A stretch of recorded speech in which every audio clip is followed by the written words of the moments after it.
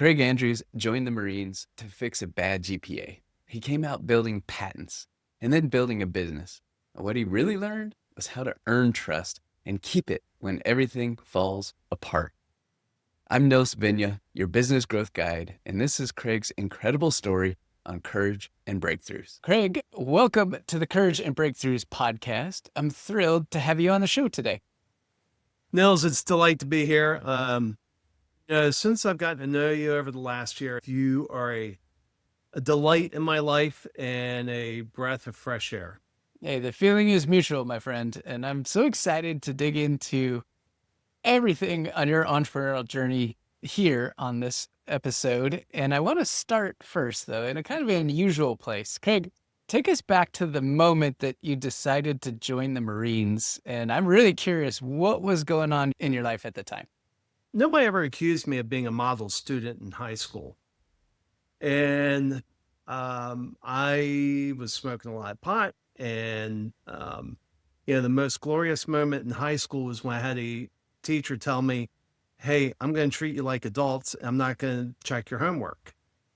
And I was like, cool. So I quit doing homework. And I got the grades that were appropriate for that. And in my junior year, I started realizing that no college, I wouldn't be accepted to any college that anybody's ever heard of. And I probably needed to make some changes in my life. And so I was like, all right, I'll join the Marine Corps. Wait, hold on. So you went from, I know college is going to accept me, to the next logical step was, I got to join the Marine Corps?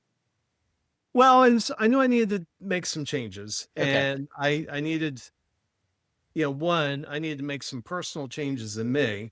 Yep. And two, I needed to rehabilitate my GPA a little bit. And okay, fair enough. So was there a particular moment when all that hit, when you said, it's time to make a change?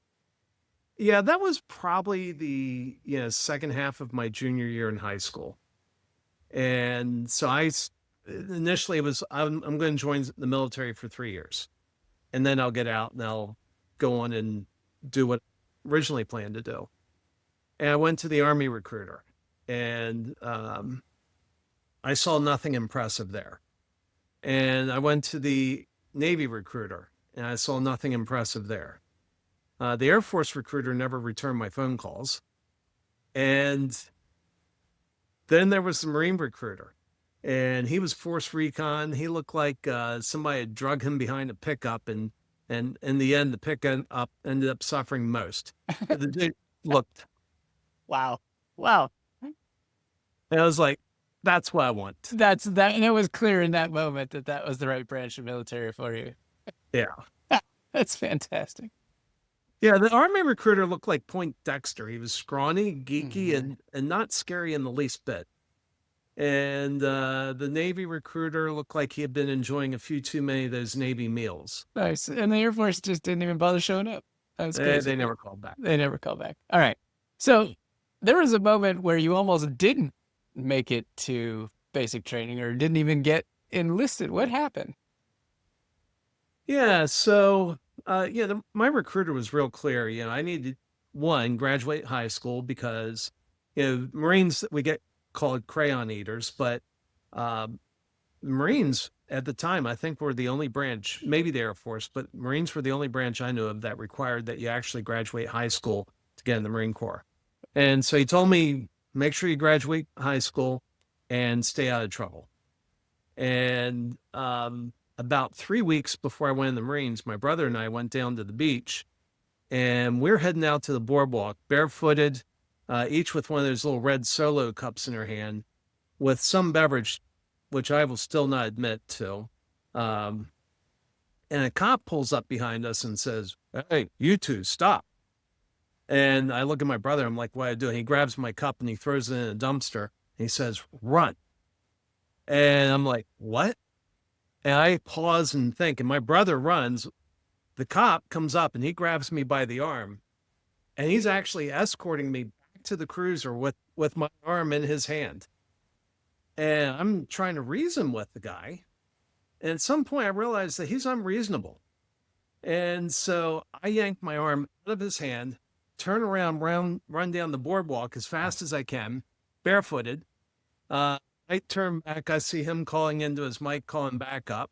We start hearing sirens go off. My brother's waiting for me down the boardwalk. We duck and get off the boardwalk, and we start running. We end up in this dude's yard. There's a guy out on his porch smoking a cigarette.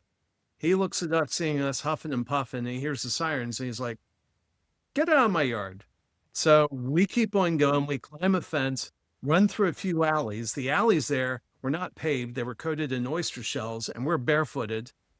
And we get back to the place that had been hanging out, and we walk in the door, and they say, "Hey, the neighbors called the cops on us because we were too loud.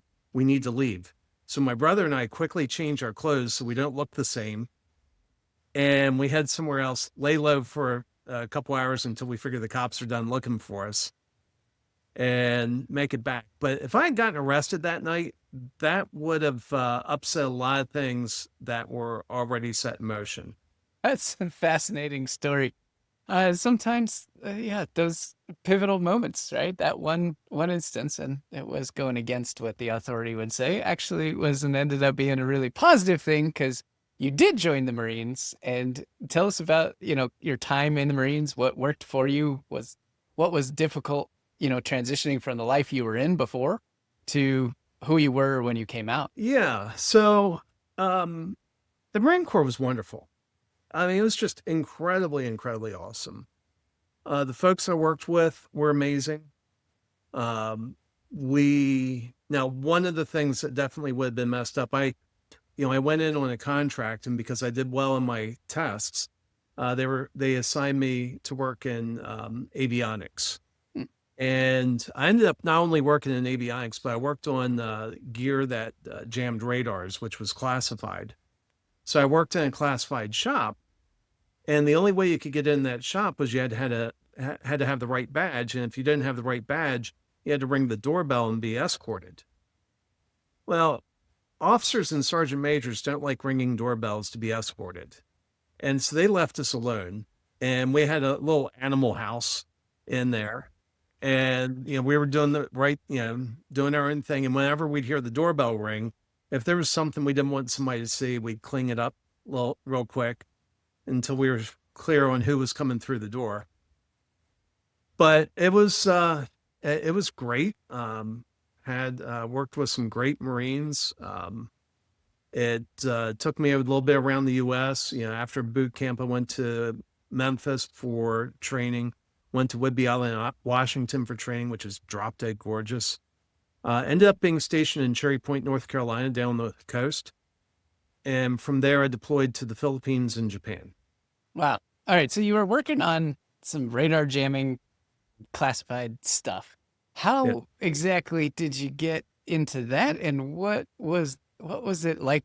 I mean, you described like doing the things you were doing in high school doesn't sound like it perfectly translates into you should work on radar jamming tech. How did you make that transition in a very short period of time? Well, the Marines looked at my scores, and they felt like I had some aptitude there.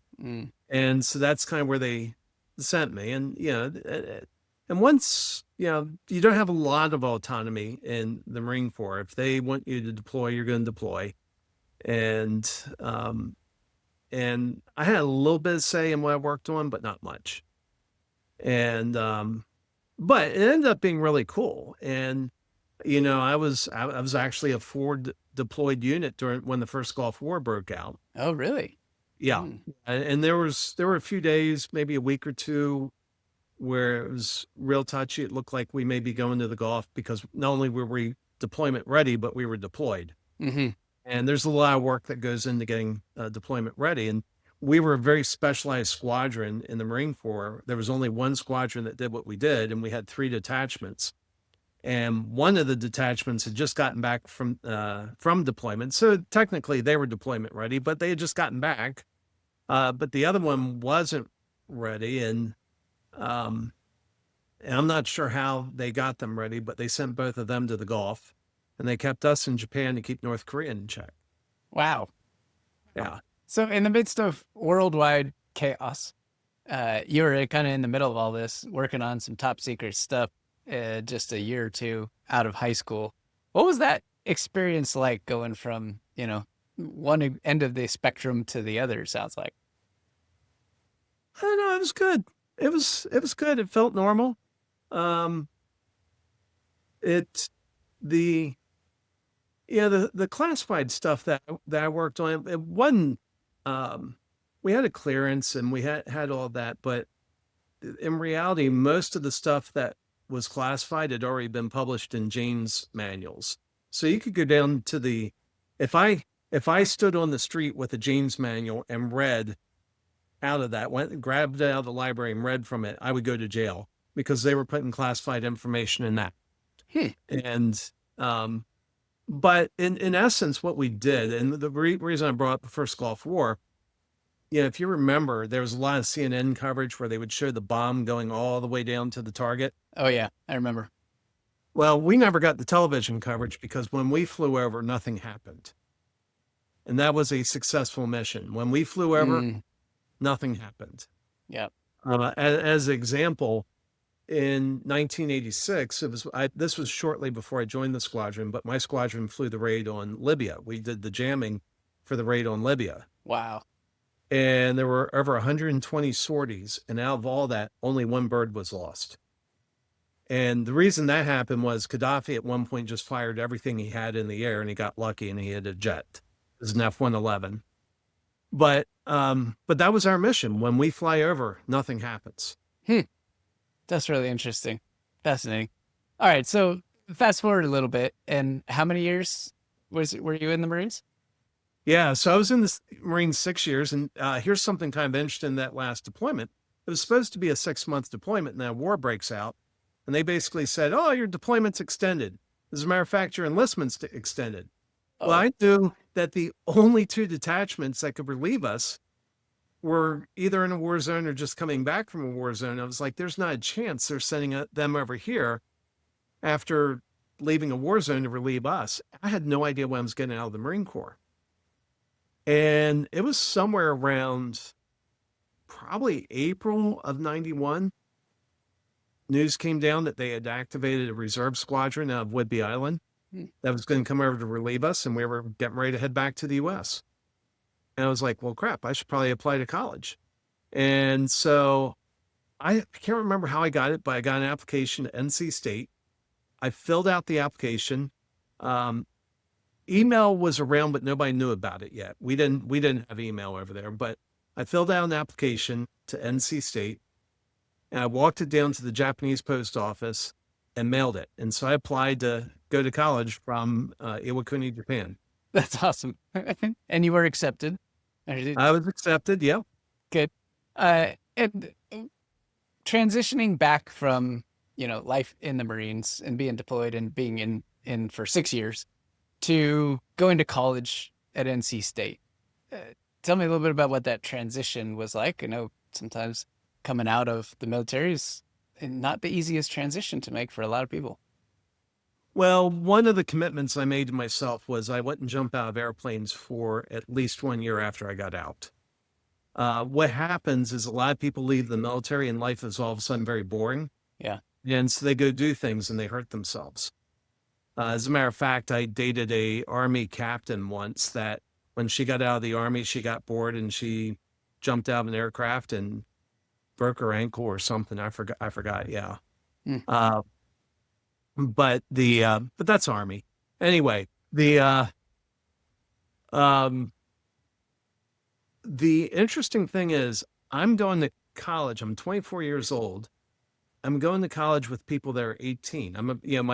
It was wild because of the way my credits transferred. My first semester, I was a freshman. My second semester, I was a sophomore. My third semester, I was a junior. Oh, wow. Yeah. That was fast. Yeah. Yeah. But it was a lot of the way that, I was like at the very high end of a freshman. So, it was just kind of the way the credits folded over. But I'm taking freshman classes with people that are 18 and they feel old to me. I'm 6 years older than them and they feel old because life in the Marines was exciting. It was vibrant and civilian life is boring. I mean, it's going from working on incredible tech and jumping out of airplanes to sitting in a class. Yeah. That's a big shift. That's a big Yeah. shift. So what did you do to keep your sanity there and not fall into some of the challenges like you shared some others did? Well, there were a lot of veterans that I met, and we ended up just kind of connecting up together. And as a matter of fact, when I was taking calculus, I was in one of these large classrooms, 120 people, and the professor had passed around a sheet of paper and he wanted everybody to fill it out. And so I write my name down and I slide it to the person to the right of me. And he had long hair and a big bushy mustache.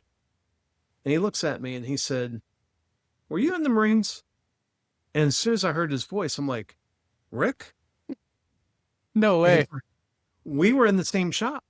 We worked together briefly. Wow. And he's like, "You remember me?" I'm like, "Yeah, I remember you." And I said, "Rick, you're legendary." And I told some story about him that he hoped had stayed in his past. Um, Like a good Marine. and he was like, I mean, here he is. He's a dad. He's married and he has a little daughter. This was not what he wanted his family hearing. I was like, "Yeah, okay, we'll keep that on the wraps." I said, "But Rick, people that don't know you, I mean, people that have never met you, know you and know the story." He's like, Oh, and that's awesome. That's awesome. So, all right, you get done with NC State and it's time to go out into the working world. What's the first stop? yeah, I had a number of interviews, so it was weird. It was weird. So I kind of reversed the trend. I went from being, from a 2.54 GPA to, summa cum laude, um, with research done as an undergrad, with my first publication as an undergrad. Wow. Yeah. So I actually had a publication about some cardiological research that I'd been doing over at UNC, not NC State, UNC. I was making the amplifiers and working with a cardiothoracic surgeon over there. Wow. I told you if I say something bizarre, it really did happen. That was part of the impetus for our conversation was because there's so many great hooks that you're like, what? Hang on. Okay, continue. Yeah. So I had a stellar GPA. I had a publication under my belt. I had the time in the Marine Corps. And I went around on the interview circuit and I got exactly one job offer, which was humbling because my buddies with lesser GPAs and what have you, they're getting like multiple offers. And I got exactly one job offer, and that was with Ericsson right there in Raleigh to make mobile phones. And this was back in the time when Ericsson was kind of at the top of the mobile phone market before all kinds of other changes happened, right? They were and one that of the was top. a stellar job. Yeah, it was at the time Motorola was number one, and Nokia and Ericsson were duking it out for number two. I remember that. Okay, what did they hire you to do? I was a design engineer, so I'm designing. And for electrical engineers, most electrical engineers don't get design jobs. This was a really, really nice job. I'm a design engineer designing a cool consumer product. And so it was really a dream job. And I joined Ericsson and they told me, they said, "Hey, we want you to go over to Sweden for the summer and start working on this project. And at the end of the summer, come back." I'm like, okay. It sounds cool. I'll do that. And so we were talking earlier about Norway, where your ancestors, your Viking ancestry. 4th of July rolls around, and I tell the Swedes, I say, "Hey, I'm still on an American contract, so I'm going to take a long weekend to celebrate the 4th of July." And they're like, "Okay." And so I take my Volvo, get on a ferry in Helsingborg, Sweden, and take the ferry up to Oslo, Norway, and pull out and start driving across. Couldn't sleep that night. Turns out ferries up there are filled full of drunk Swedes.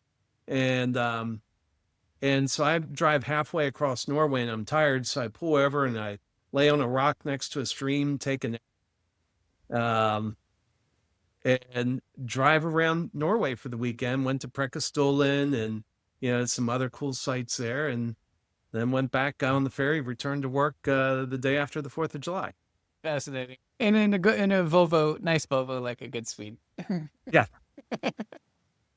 That's fascinating. All right. So in their time at Ericsson, what was the key skill set that you were building that was going to eventually pave the way for everything you wanted to do and build in the future on your own, your entrepreneurial journey? What did you take away from that? It was interesting. I filed a few patents, got those. Had one patent that never made it out of the patent committee. One of our internal guys said, he said, this would never work. The patent was for putting 2 microphones in a mobile phone to use for noise cancellation.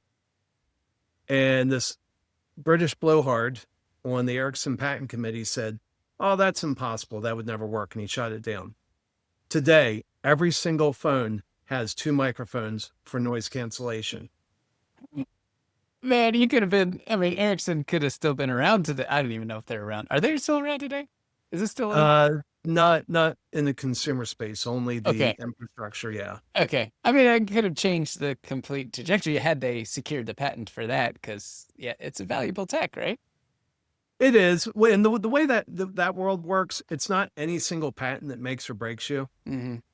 So what you do is you build this portfolio of patents, and Motorola accuses you of patent violation.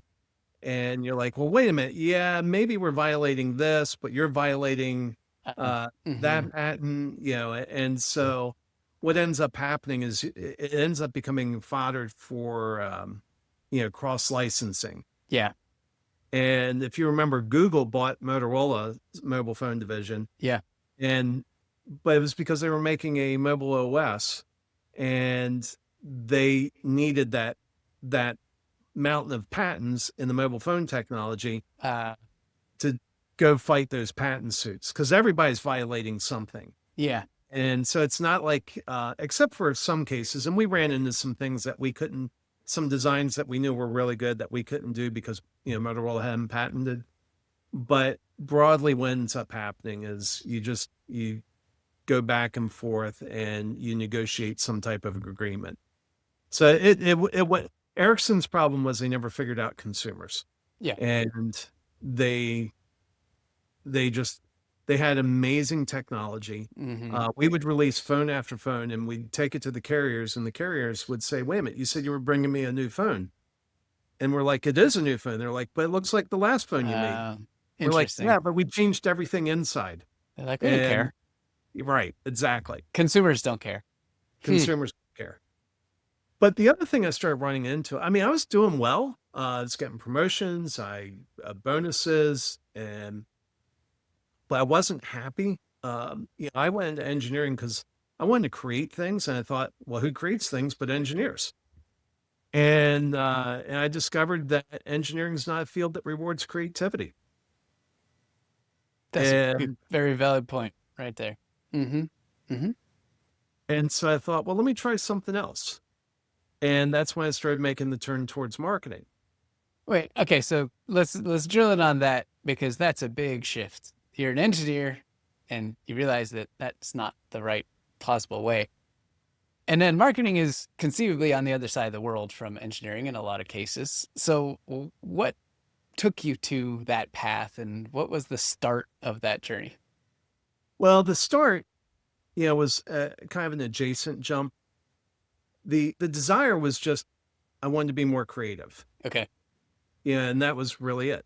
I was, and I also took a personality test, the Myers-Briggs. I did kind of like her home version, like a home pregnancy test, and I found out I was pregnant with a personality type that was unpopular with engineers. Perfect. It's good. Good way to put it. All right. And so I was like, well, let's try marketing. And I moved into marketing semiconductors for mobile phones. So it wasn't a big jump. Okay. So still same industry, but just now in a totally different world. And did this feed your creativity side once you got into that part of the business? I did. It was really good. It was a lot of it was a lot of fun. Um, a lot more work, but in semiconductors, you always work hard. I knew that going in. That wasn't a surprise, Mm-hmm. but it was fun. It was a lot of fun, and it gave me the chance to be a lot more creative. The first product that I marketed, which was pretty fast after the jump, I a buddy of mine had designed a new type of power amplifier, and the power amplifier helps your voice get back to the base station, and um, and so and it was changing the way that mobile phones. He actually changed the way mobile phones were designed, and and that doesn't happen very often in life. And I just fortunately was right there, and I was the one that put together the marketing package for that, and it gave me a chance to do something and change the way that my company launched products. So at the time, Hewlett Packard made test and measurement equipment. If you went in their labs, they were packed full of Hewlett Packard stuff. And one of the things that was interesting was Hewlett Packard didn't always make the best equipment, but they were always the first one to get the phone call. Hmm. And so as I was working on the marketing package, I was like, how did they do that? What did they do to make sure they were always the first one to get the phone call? And I looked at it, I was like, oh, they fed the underlying needs of engineers. They filled them with competency, Mhm. and they gave them tools that helped them go home, get their job done faster and more effectively. They made them better engineers, and they helped them. And they would do things where they would, they had this expensive software, this simulation software, and they would hold like 2 days events where you would come over and they would teach you how to do design using their software, and they would provide nice lunch, and they would do all that for free. And so I was like, oh, they're making them better engineers, and they're giving them the tools to help them get their job done faster For free. for free. So I decided for that launch, there was kind of three legs of the stool. The first leg was we're going to make sure that they become smarter by working with us rather than working with our competitors. The second thing is we're going to give them the tools where if they use our part, they get to go home at 5. If they use our competitor's part, they have to work late. Nice. The third leg of the stool was the company I was working for developed a bad reputation. We would have customers call us and say, hey, you know that part you sampled us? We're seeing some strange behavior. Have you seen it? And we'd say, give us a day or two. We'll get back to you. And we come back a day or two later and like, yeah, we have something we need to fix. And so we trained our customers to expect half-baked products To when we be the QA team. right. And so I was like, we're going to change that perception. And so before we started sampling this part, we took more data on it than anybody had ever taken. Now, fortunately, there were only like 3 or 4 people in the company that realized what we had there. And so there was no pressure to sample it early. All the pressure was ever on something else that ended up being a loser. And so that gave me the time to put all this data together. And we went out and I hired a web company to make a CD-based HTML system where on the CD, it was kind of a menu-driven, nice interface CD. We loaded on there the tools to help people get the job done faster. We loaded the knowledge on there to make them smarter. And we loaded mounds and mounds of test data. And so when we went out and sampled the part, we would go out with a sample and a CD. And in the meeting, the customer would look at me and they say, well, have you looked at this parameter? I said, we have. It's on the CD. Let me show you how to access it. And I would show it to them. And then they'd say, well, what about this parameter? I'm like, it's on the CD. Let me show you where this is. They would always ask three things. And there's a part of me that believes they never looked at the data after that, because No. that's not what mattered. Yeah. What mattered was that you had covered all the bases and you were confident that it was all there. They didn't have to find it out for themselves. Is that right? Exactly. That's brilliant. Exactly. That's brilliant. So what was the result of this launch for the company then when you went through all this? So the good part of that was, we knocked out the competition for about 2 years straight, Nice. and we owned everything. We rolled the roost. The That, bad that part all of it- that kind of all centered around that launch and that product that you were working on, because it had been a different story before that, right? well, and let me clarify. So the company I worked for, by far their largest customer was Nokia, Okay. but they had a separate product line that served strictly Nokia. Mm-hmm. Mm-hmm. And Nokia actually approached us and said, "Hey, this is not healthy. We don't believe you are a good supplier to us when you're so dependent upon our revenue. We want you to split your engineering team right down the middle and give half to a product line that's going to sell to our competitors." They came to you, Nokia came to you and said that? Yeah. Wow. That's Yeah. fascinating. They were a very interesting customer. Yeah. They, To say the least. and so I was in the product line that was, selling to Nokia's competitors. And when this product put us squarely in the number one position. Yeah. Because, Nokia would never sole source. They got part of their parts from us. They got part of their parts, I think, from Hitachi at the time. And so all of a sudden, we're just killing it. We're winning almost everything.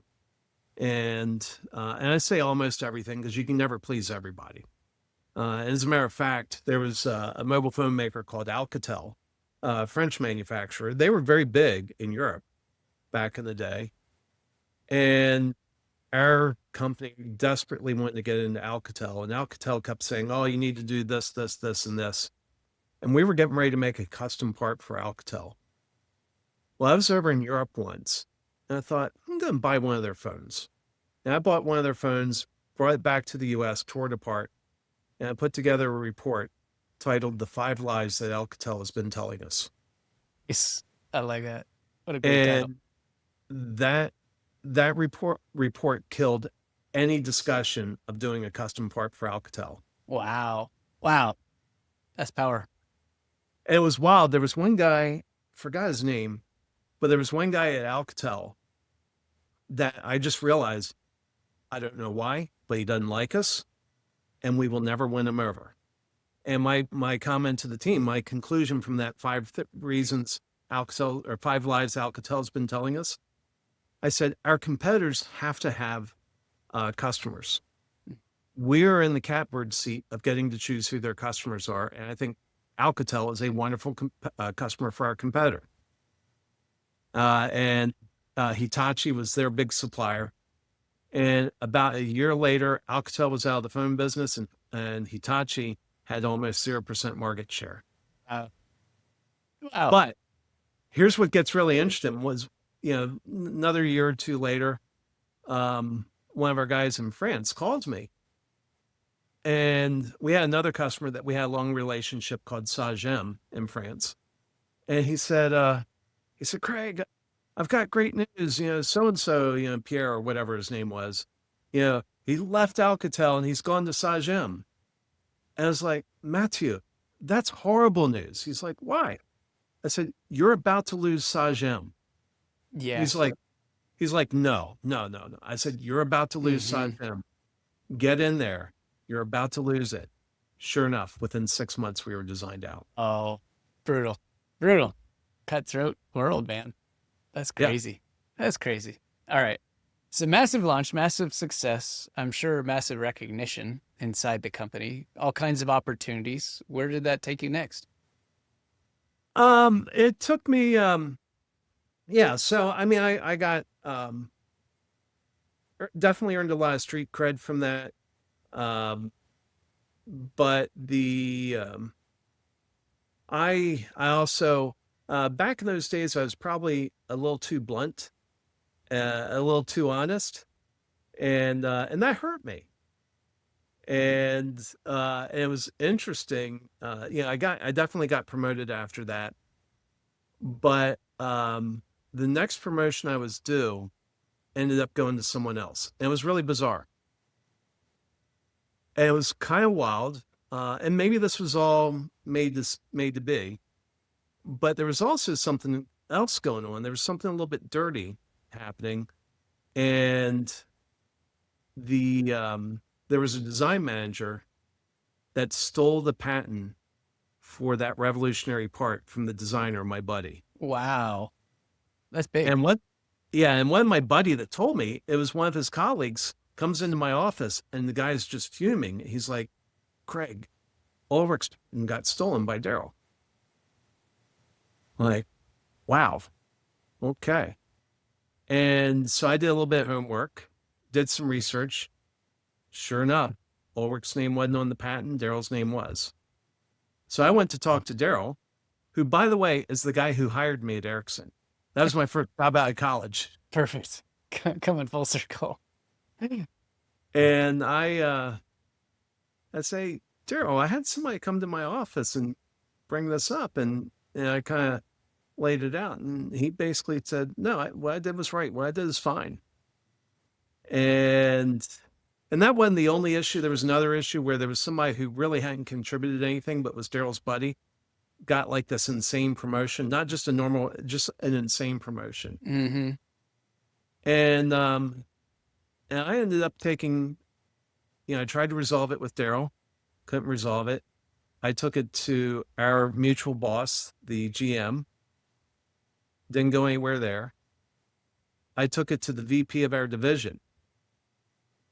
And he used it as fodder to fire the GM, but not fix the problem. Ooh, wow. Served his agenda, but not solved the problem.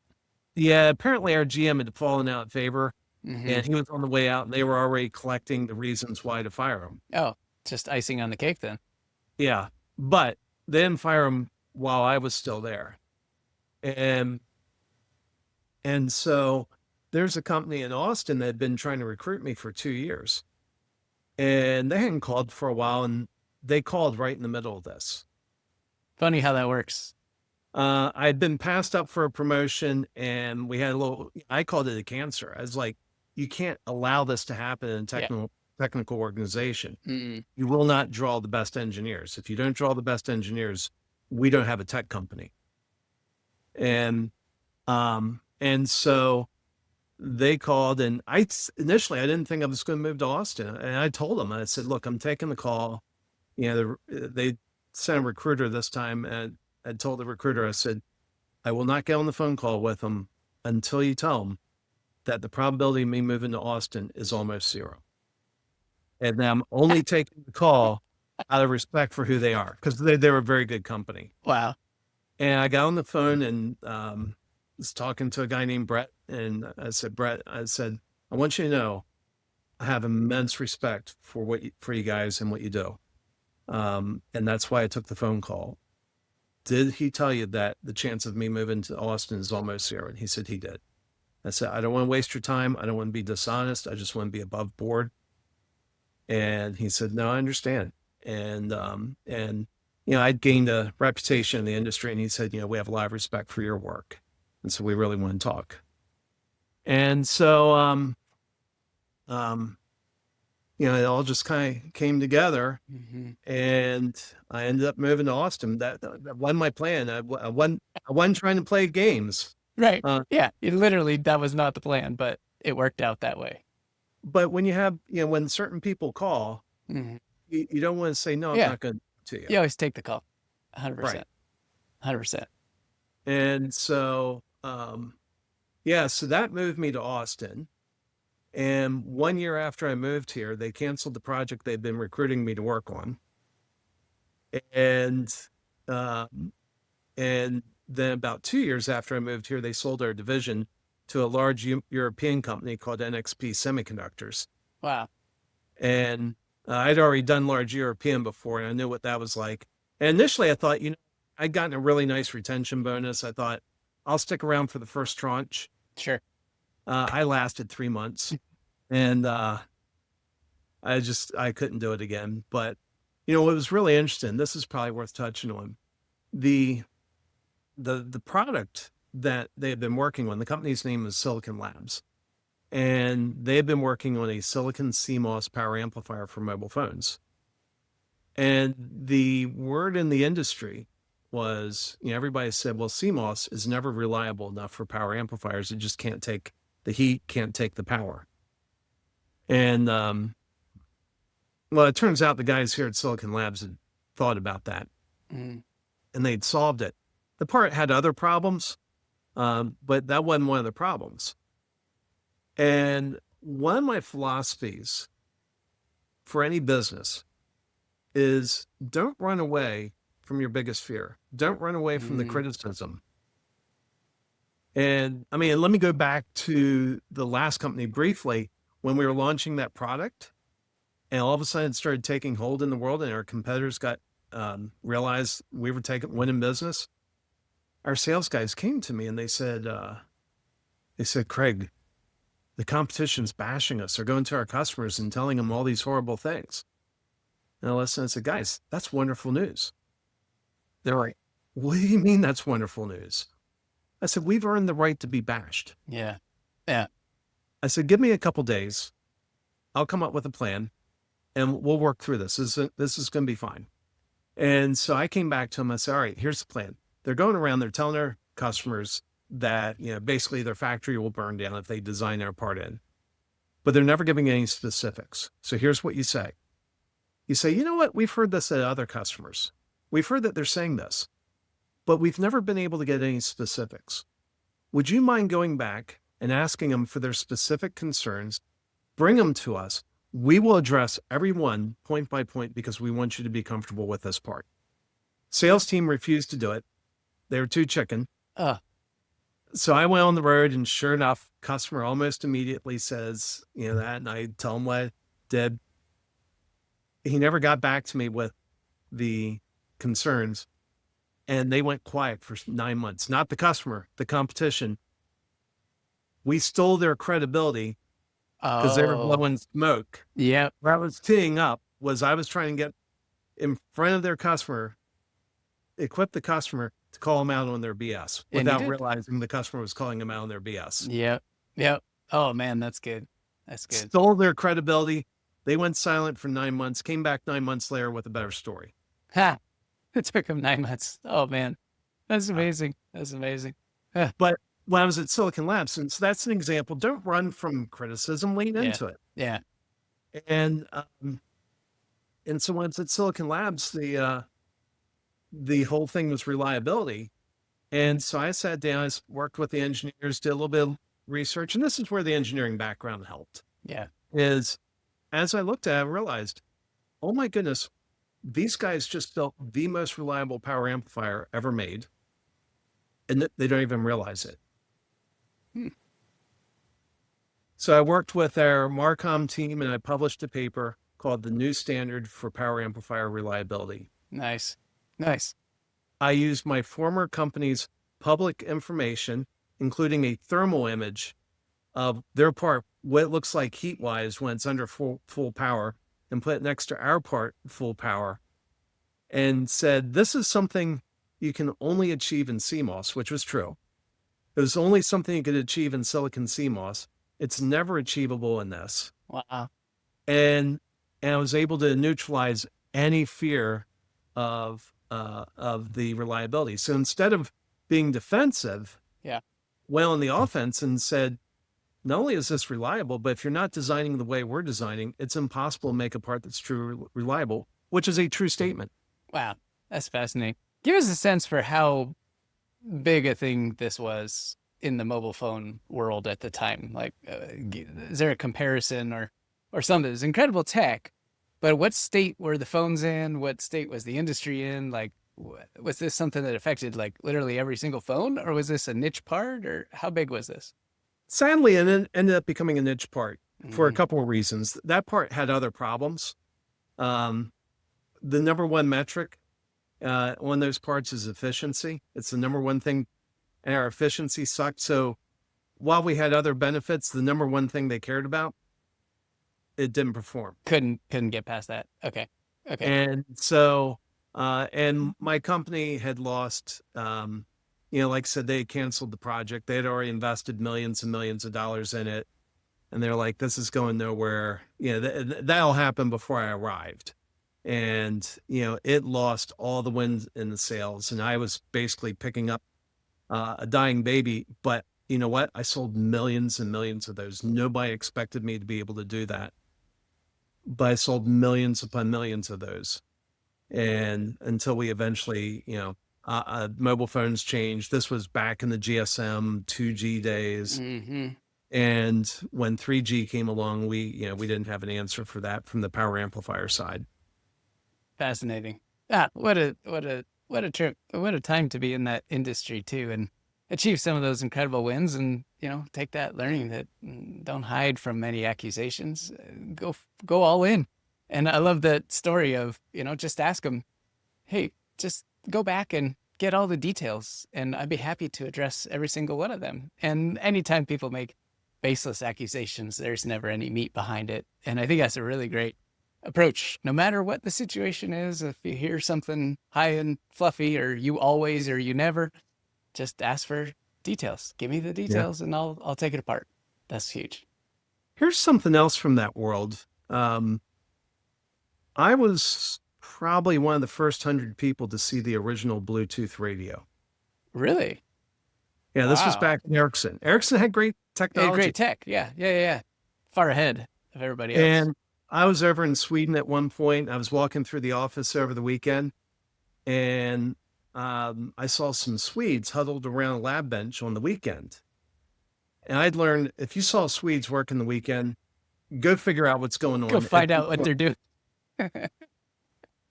And so I went over and I say, and there was a Swede I knew, Lars Nord. I say, hey, Lars, what are you all up to?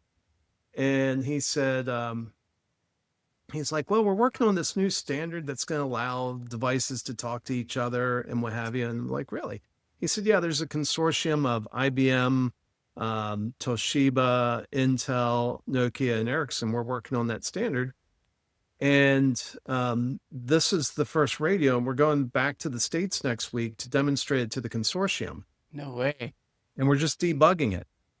And, it's one of those things when I looked at it, I was like, okay. I never realized what I was looking at in the moment, how much that would change our lives. Every piece of everything. Man, that's fascinating. That's really cool. Really cool. What a time. All right. So you did a lot of incredible work inside some of these great and probably not so great organizations. Saw a lot of ups and downs and sideways. And there was a point at which you said, you know what? It's time to bet on myself. And it's time to do this, where you weren't inside of a company. So tell me about what that transition was like, and going from being fully employed and doing this incredible work to now taking your marketing skill set and helping all kinds of other businesses really turn up the juice and do some incredible things. Yeah. Well, something that I knew would come eventually. I'd foreseen this years in advance. I knew the day was coming that they were going to ask me to fly coach to Asia.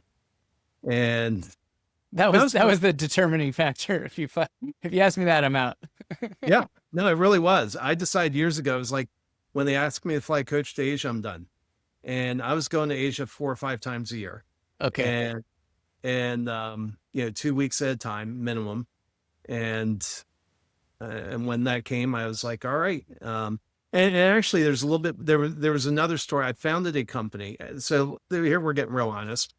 I founded a company to make another silicon CMOS power amplifier, co-founded, and recruited somebody to be CEO, who ended up firing me at one point. Really? Wow. I'll be honest. I think he did the right thing. He and I were clashing. I think he was looking out for the company. He and I have connected multiple times since. And, I apologize for, the places I stepped out of line, and, we were still friends. But Yeah, so that was going to be my last hurrah in the semiconductor world. And when he fired me, I'm like, okay, I'm going to go do my own thing. Mm. Hmm. And so that was kind of the launch of what I'm doing now. Okay, so let's drill into that just a little bit because that's a very unique circumstance to be a co-founder and to be fired by the person you brought in to run the company. There's got to be a lot of emotion, a lot of things to unpack there, but what was that experience actually like in the moment when you're going through it? Because you obviously had a lot invested being one of the co-founders. Yeah, I initially it was shock. I just had trouble believing it was happening and deep disappointment. And what happened was one of my other co-founders went and complained to the CEO privately, and he and I had been friends for a while. Our relationship hadn't gotten back because I was like, dude, if you know, we used to run together, we had lunch together, this was our idea that we brought forward. You couldn't come to me directly. Mm-hmm. Mm-hmm. Yeah. Um, but so there was a lot of hurt there, but it was interesting. It was, I think a day or two later, I was having lunch with somebody. It had already been a scheduled lunch, not somebody in the industry. And he was asking me what was going on. I said, well, I just got fired. He looked at me and he said, Craig, you seem pretty happy for somebody who just got fired. And it's like, yeah. And it was one of those things where, it's like, hey, this is what's happened. I think this is, it is what it is. And it gives me an opportunity I'd wanted to start my own business for years. I was like, I think the decision was just made for me. So I'm going to go do it. There you go. Within 2 days. That's amazing. That's Yeah. fantastic. Okay. So let's talk about the starting of your own business. This time, not bringing somebody else in, and you running the show. When did it start to get real that, you had wanted to do this for a long time, but running your own show versus doing it with co-founders or others, different story. So when was it really real for you? Or you're like, this is my group. This is the right place for me to be. Yeah. So initially I was working on some type of marketing product that was, and Hewlett Packard, their test and measurement division, they had spun off and I think they were Agilent at the time. And I approached somebody there and I said, hey, I have this idea. And he really latched on it. He became an internal champion. And Agilent, the spinoff, is still a multi-billion-dollar company. Yeah. And started working on it. And that initially felt really good. And he's like, hey, I want you to fly out to Colorado and meet with a few people out there. And I'm trying to remember the exact timing. Anyway, at some point, he got an internal transfer. And when I look at it in hindsight, the death of that project happened the day he got transferred. Yeah. No, you lost your champion. Yep, lost my champion. Mm-hmm. And so I stepped back. I looked at, okay, what do I have here? What have I built? And what can I use this for? And so I started working on something else. And I realized this is when SEO was initially becoming a thing. Yep. And I realized, hey, we have something here. We can take this framework and then with the right kind of SEO, probably make something. And the concept was it was a different type of social media where you form little groups of like-minded referral partners.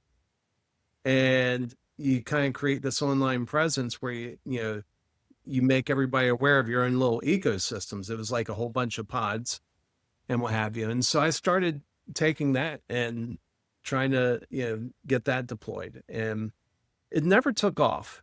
But I remember there was somebody I was having lunch with one day and he said, well, Craig, I have a website, probably needs some help with marketing. Would you mind taking a look at it, make sure I have everything in place, especially from an SEO standpoint? And I just assumed that everything was in place. I said, sure, I'll take a look at it. And I took a look at it and it's like, no, there's a lot of problems there. You have a lot that you need to work on. And he said, well, can I hire you to do it? Like, sure. Yes, you can. And so that was kind of my launch into the whole agency thing. Yeah. It's And one client becomes two, becomes 10, becomes just goes on from there. How about in the growth of that? I know there were some probably with your expertise in marketing and your background in all the phone and electrical side and all the things on the networking side you're experimenting with. There's a million different ways you could have gone and a different areas you could have focused on. So how did you apply your unique skill set to solve a very specific problem for a very specific customer? yeah, so, well, the one of the problems was I never got specific enough.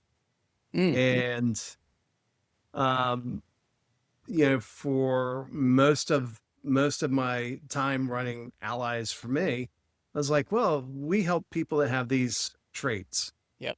And we'd pick up some amazing business, and then we'd have some really dry periods. And, you and I talked back before Christmas last year, and that was kind of the pivotal turn of, you know what, I'm going to get very, very specific about who I serve. And, but in the leading up to that, one of the things I realized, it was in hindsight, I'm like, really, it was that hard to realize when I was looking at when I was looking at where I had my success stories and my not so success stories, I started noticing a pattern. And the pattern was the people that have the biggest success stories are people that have high ticket, complex services, and they're in a commoditized space.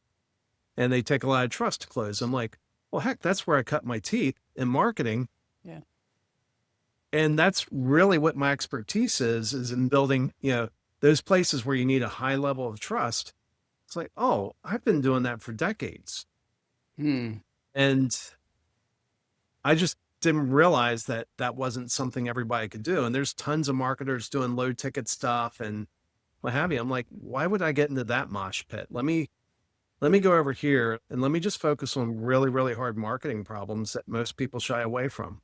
Yeah, and that commoditized market is a big piece. And your work primarily now in the financial space, which is heavily commoditized, and you don't need a higher level of trust than to trust somebody with your money or your investments or your family's investments and whatnot.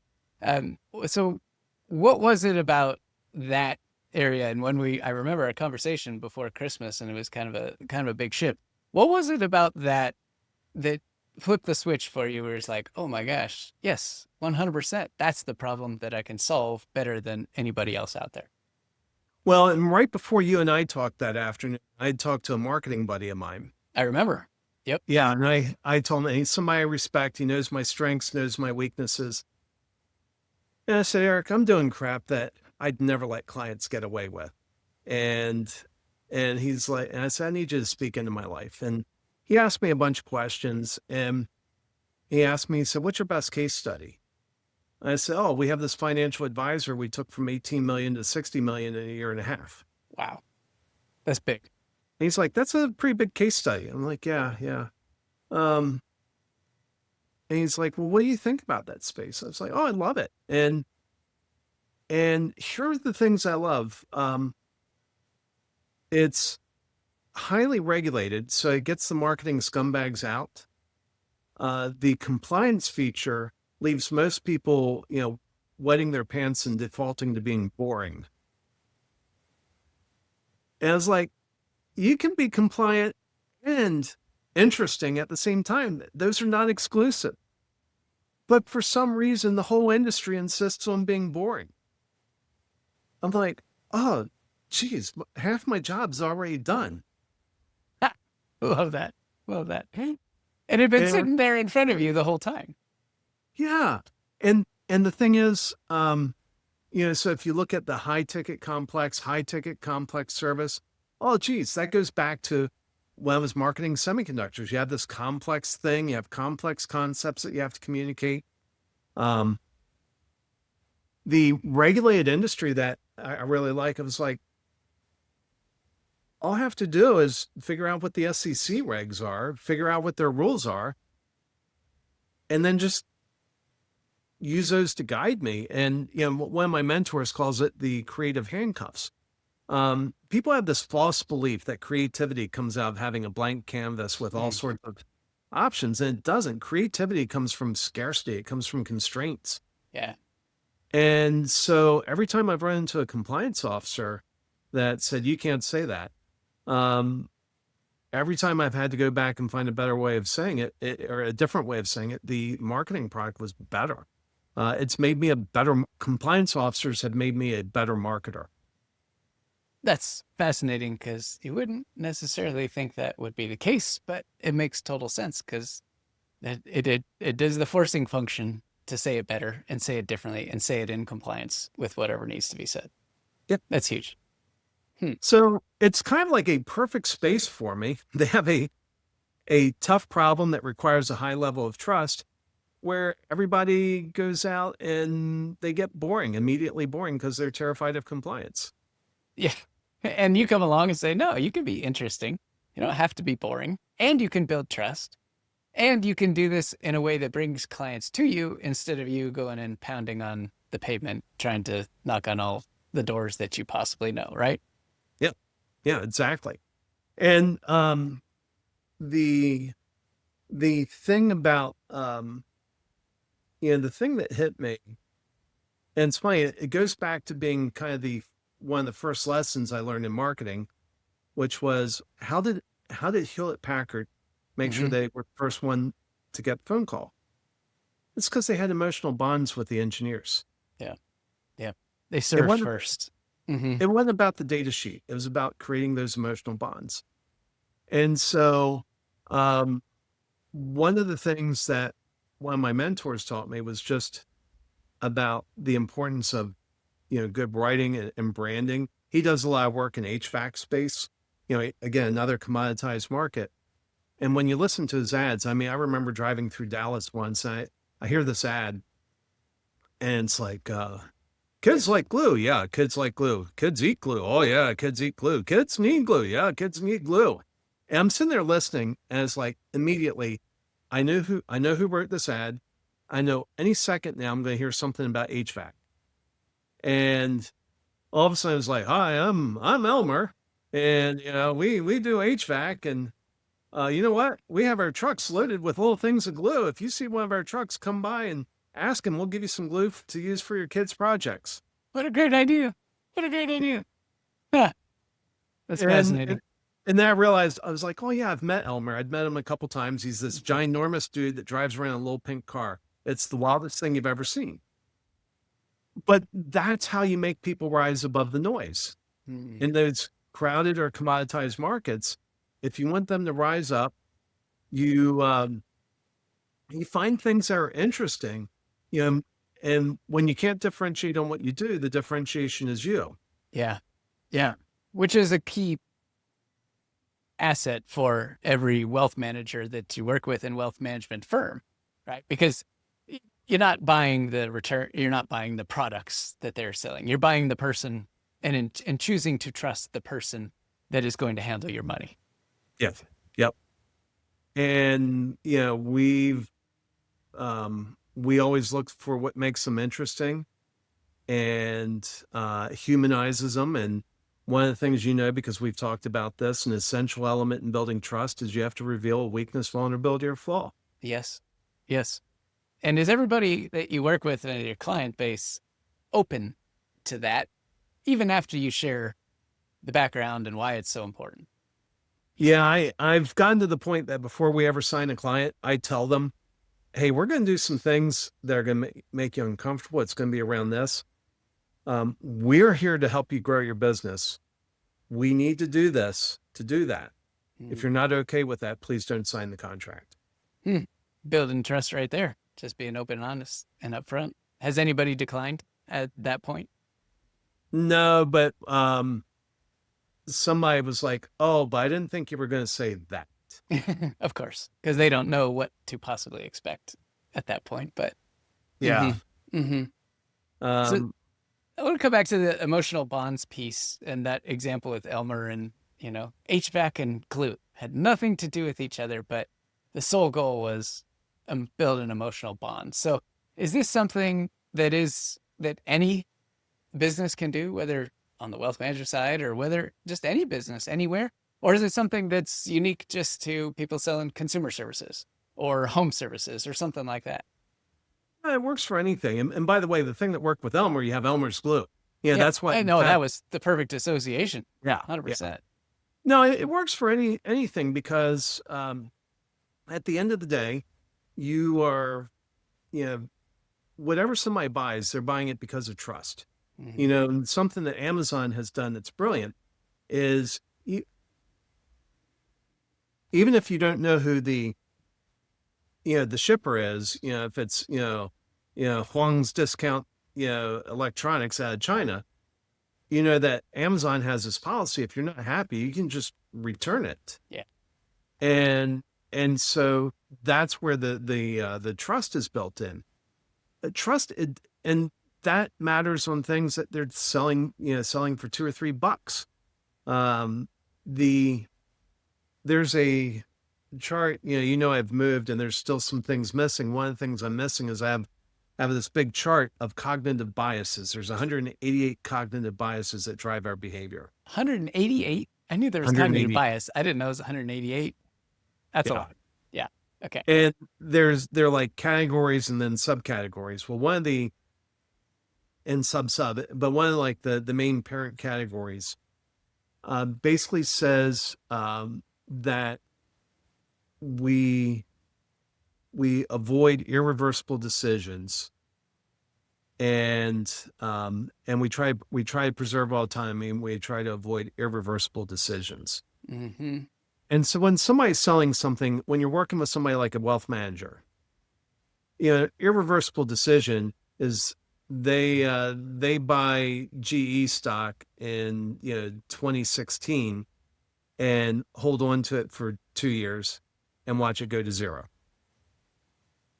And so people were worried about that. People were worried about, am I giving my money to Bernie Madoff? Is this guy a crook? And so that cognitive bias starts kicking in, and it creates huge barriers. Bet. And so one of the challenges is how do you break that down? And there's a couple ways. One, you've read my book, Make Sales Magical, and that's a structured approach, to tackling a lot of those cognitive biases. But there's another, more simple way, which is 95% of marketers run direct response ads. Hey, here's what I'm selling. Do you want to buy it? Yeah. We run branding ads, and the brand isn't, hey, remember Craig, or remember, Nils Co. Nils Co. I say Nils Co. And it's more about telling stories. We tell stories about people that folks recognize, and then we tie you into the story. So all of a sudden, all those traits about whoever they recognize are now associated with you. Yeah, it's fascinating. And it creates that emotional bond, and all of a sudden they feel like you're their friend and they can trust you. All without ever having talked to you yet. Right. Exactly. That's the crazy part. Because conceptually, you could see how to do that in person, but doing that 100% in an advertising world, and to build that much trust to the point where someone wants to pick up the phone and call you, it's just, that's just incredible. Yeah. And bringing this kind of full circle in the engineering background, in engineering school, we learn how to program computers. Mm-hmm. Well, in our brains, we have our system 1 and system 2 thinking. System 1 is your fast brain, makes 95% of your decisions at lightning speed. System 2 is your frontal cortex. That's your slow thinking. It slows down, thinks through, everything that you're doing. What we're doing when we're marketing, we're just sitting there, just like a computer programmer programs a computer. We're programming the system 1 thinking. That's a fascinating way to think about it. Never thought about marketing like that. Literally putting in, I guess, the messages and the beliefs and the connections that you want the person to have in order for them to take whatever the next step is. Well, and when you said earlier that marketing and engineering are a world apart. It seemed like it at the time. Not so much anymore. No. That's fascinating. I never would have put those two that close together, but I see it now. It makes total sense. That's why you're such an incredible marketer. Oh, that's very kind. So there is a point in the crazy world of COVID that took a big toll on your life and was a major hurdle that you overcame, almost bigger than most stories that we've all heard during the COVID times.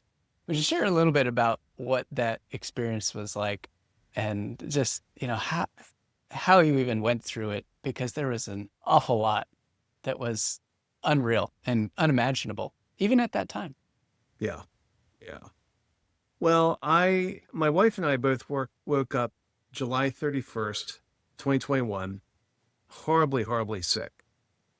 And I'd gone out into our bonus room and she starts texting me, can you bring me some water?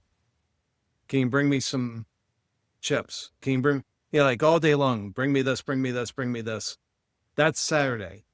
The next morning, Sunday, I was supposed to go to a funeral that day. And thankfully I decided I'm probably too sick to go. I didn't realize at that point I had COVID, but I felt horrible.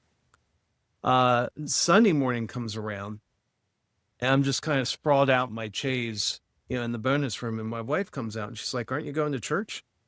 And I said, no, I'm sick. And she's like, oh my goodness, I didn't realize you were sick. She had no idea when she's sitting there Texting she you. thought I was, hey, bring me this, bring me that. She had no idea that I was just as sick as her. And so that on August 9th, she started having problems breathing. And she asked me to go out and get a pulse oximeter, that measures your oxygen level. Mm-hmm. And she got in the shower hoping that the steam would help open up her lungs. And so she did that. And I went out and got a pulse oximeter, brought it back. We measured her oxygen and it was like 95, 96, 97, something like that. And she's like, oh, good. And she said, hey, just for kicks, let's measure yours. She measured mine and I was in the low 80s. And she said, you need to go to the hospital. I said, well, I feel fine. Let's sleep on it and see how it is.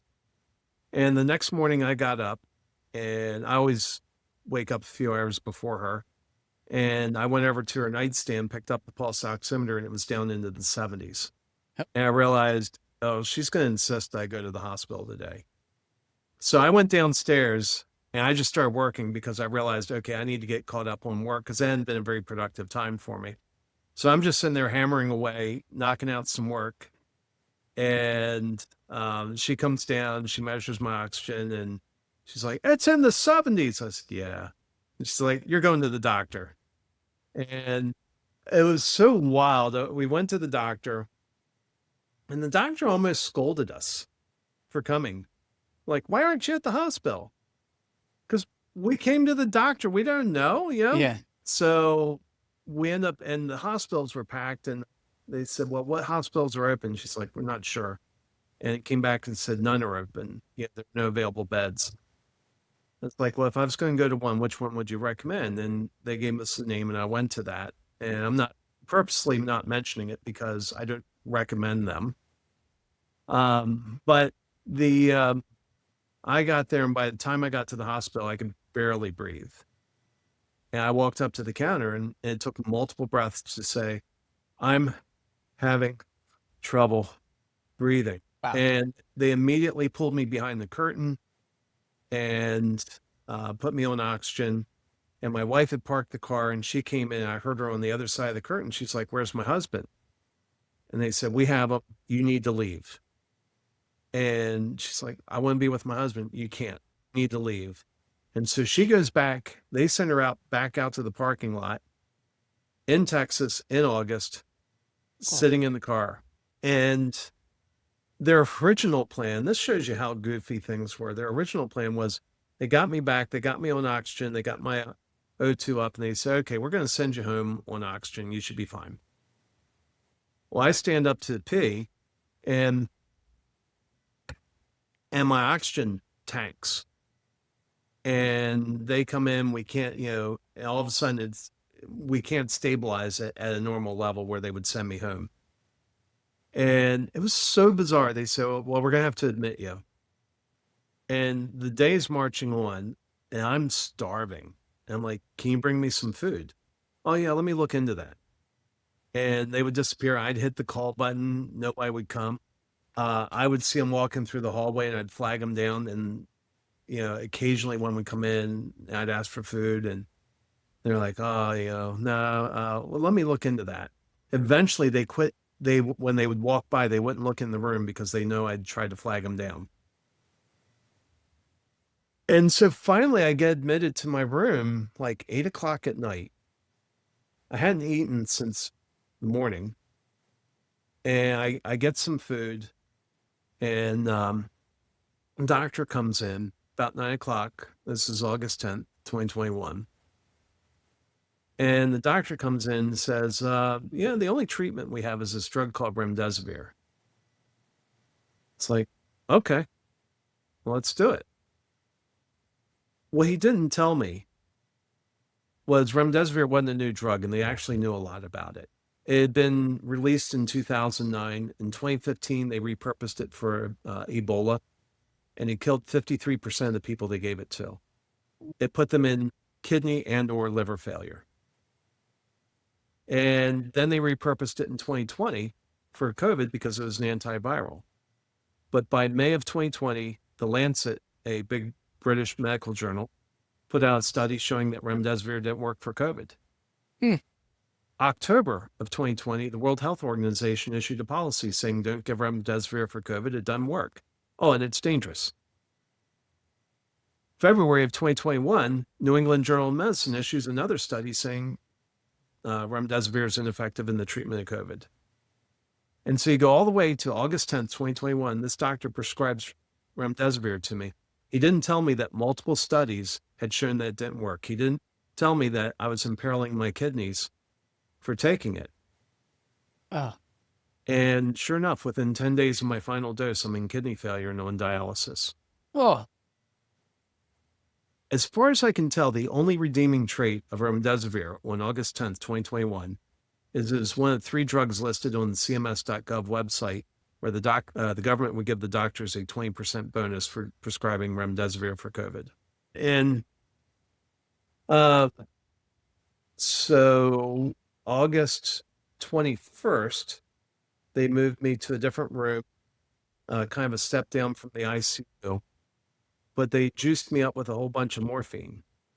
So I quit fighting. I'd been successfully fighting to keep my oxygen up. And that was the thing. Every day was about keeping my oxygen levels up. And they gave me different things to do, and I would do them. Finally, on August 21st, they juiced me up with morphine, so I quit fighting. And they called my wife in the middle of the night, and they bullied her into putting me on the ventilator. She heard me screaming in the background, no ventilator, no ventilator. Because we knew it was a death sentence. Oh. So that was lights out for me. And I woke up late September, very late September. And about 6 weeks later, very disoriented, woke up in San Antonio, went in the hospital in Austin.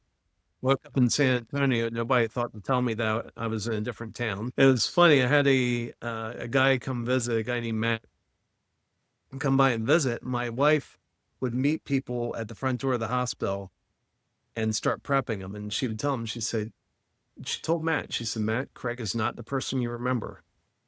Do not go deep with him. Keep it very, very shallow. Do not go deep. Well, Matt came back and he just started going into something like super deep. And within 5 minutes, I leaned over to my wife. I had a trach, so I couldn't really talk, but I could somewhat whisper. I leaned over to my wife and I said, I'm tired. Make him leave. And he had driven a long way to come see me. When I realized a few weeks later what I'd done, I was like, I reached out to him. I'm like, Matt, I'm so sorry. I didn't realize you. At that point, I didn't even know I was in San Antonio. Yeah. Yeah. Oh, that's Yeah, crazy. it was later that afternoon. Somebody else came by to visit. And before he visited, I heard my wife on the phone giving him directions. And as I listened to the directions, I was like, oh, all those streets are in San Antonio. I must be in San Antonio. That's how you found out you were in San Antonio. Yeah. Oh my gosh. And when, and she, before he showed up, she came over to me. His name's Heinz. And she said, now, if you get tired, please don't tell Heinz to leave. Yeah, if you need to fall asleep, just fall asleep, but don't tell him to leave. And I'm like, okay. And, again, things that, people should have told me. I felt like I needed to be a good host for my guest. Mm-hmm. And it just didn't cross me that they would be okay if I fell asleep partway through them talking. Yeah. Yeah. Man. So during this, 6-week period where you were not feeling well for several weeks and then 6 weeks of complete incapacitation, what happened to your business during that time? Because you were running the show, you had clients, you had projects, you had all kinds of stuff going on. What happened to your business in the middle of that incredible event? Yeah, my team kept running the business. It was amazing. I mean, it was truly, truly amazing. And, it took a couple weeks for my head to clear up after I woke up before my wife started sharing this. And yeah, my team kept running my business. Freelancers reached out to my team, said, as long as Craig's in the hospital, we'll do whatever it takes.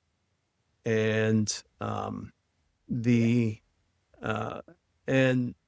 I was just amazed. And to this day, I consider it my biggest accomplishment in business. Right. Those emotional bonds with your team, just as powerful as the ones we were talking about with clients. Yeah. And here's the amazing thing is they weren't working because they were afraid of what would happen when I came back to work.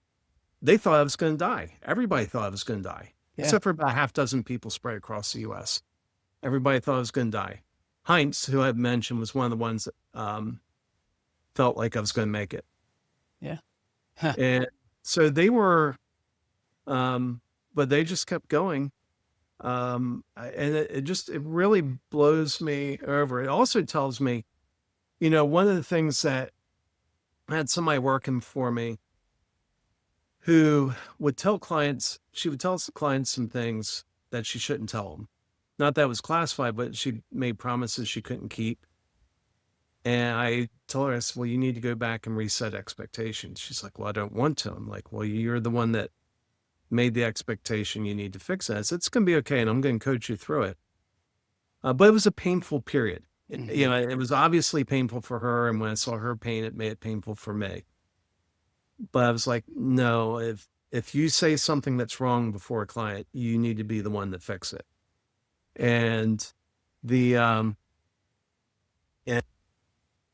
and so what happened? So she did that. We got through that. And then the amazing thing was in August of 2021, she had to call all of our clients and have the hardest conversation she ever had with them. I need to let you know that Craig's in the hospital. They expect him to die. I'm your point of contact. And in that period, we only lost one client. Wow. That's an incredible testament to the work that you do, to the person that you are, that, the circumstances you were in, your team, your wife. That's just incredible. Yeah. Yeah. So that was pretty cool. The next thing that happened was, when you're in a coma for 6 weeks, your body atrophies. And it's funny, I tell people this and they're like, oh yeah, I get it. And then I show them the pictures and they're like, oh, that? I mean, I had that in the day. Yeah, that's because nobody knows what atrophy looks like or what your physical therapy regimen was. Yeah. Yeah. So when I woke up, I could wiggle fingers, maybe toes, but I couldn't lift my arms, couldn't lift my legs. Yeah, that's incredible. And so, the first thing in PT was sitting up on the side of the bed. And oh my goodness, that was wild. The world would spin and it was crazy just sitting up on the edge of the bed. I bet. And then eventually I had to learn how to walk again. I had to get in a machine called a standing frame for about a week just to rebuild enough strength to be able to stand. And yeah, it was crazy. Um, it took a lot. And in some ways I'm still rebuilding, but yeah, it was basically rebuilding from zero. No, literally. When you shared the story of what it actually took to learn to rewalk again, it was mind blowing. When you said your PTs had to show you where to place your head in relation to your knees, and literally you had to understand the physics of standing, something we take for granted every day. I was absolutely blown away Yeah. at just how much we take for granted. Yeah.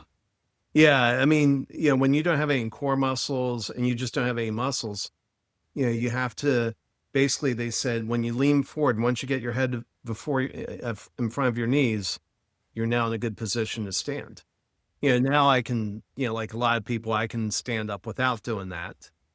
But, when you have virtually no muscular structure, that's where you are. That's where the focus has to be. That's incredible. So as we begin to wrap up here, Craig, curious, what do you, looking back on all these experiences, everything from the Marines to, the companies you worked for, to your company, to the COVID situation and everything you went through, what do you think some of these experiences were teaching you that maybe you weren't ready to see at the time or couldn't quite articulate what it was that they were there to teach you at the time? Yeah, the big thing, that ultimately, led up to me being fired and missing that promotion is the concept of being effective is more important than being right. Mhm. It just, I lived in this fantasy world where, the thing is you have to be right. Not that being right isn't important, but it's often a journey of, you know, I believe, I've taken the personality test, what's that? The something index, very, very Culture powerful index. culture index. Yeah. Yeah. And I was talking to somebody about that this morning, and, they look at my scores and they say, Craig, you see miles advance of most people. That's a strength, but it's probably also a weakness. Hmm. And that was kind of an important learning for me was, hey, just because I can see miles in advance, I had to realize that most people around me don't. Yeah. And I had to realize, oh, it's my job. It's more important to bring them along the journey. Hmm. If I really believe that's the right mission, get less focused on being right, get more focused on getting them on that journey to where they can see that vision and bring them along. And I'll just be honest, that's a lesson that took way too long to learn. And I would say in many ways, I'm still learning it. Yeah, it's one of those, it's incredibly powerful and one of those things that no matter what, we all have to learn in our own way, at our own pace, at our own time. And sometimes hindsight's 20/20 and sometimes it's not. You just never know. Right. But if the mindset is always on, as you said, I got to bring people with me, you're always going to solve for the right thing. Well, in my whole first time offer process, you see how that's a process that gets people on that journey. And so my job is now to be kind of the travel master, the journey Yes. master, to help them kind of get on that journey and help them reach their own conclusions. If we go 100%. back to what I was talking about, that cognitive bias, we work to preserve autonomy.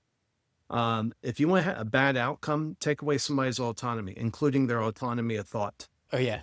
Guaranteed goes right in the tank, right? And just Yeah. assumed, why would I bother paying attention? Why would I bother even trying? Just Yeah. no. Yeah, that's incredible. Okay, this has been an absolutely fascinating conversation. I thank you for being open and honest and sharing the good, the bad, and the ugly. With everything that you've been through, you're the epitome of what we want to feature here on Courage and Breakthroughs and overcoming fear, blazing new paths, bringing people along with you on the journey. And I really appreciate our friendship very much. And thank you for coming on the show and telling your story. Thank you, Nils. It's been a delight. There you have it. Another great episode of the Courage and Breakthroughs podcast. If you'd like to continue the conversation, go to nilsvinja.com. That's Nils, V as in Victor, INJE.com. You can listen to previous episodes, apply to be a guest on the show, or get in touch with me. And until next time, have a wonderful rest of your day.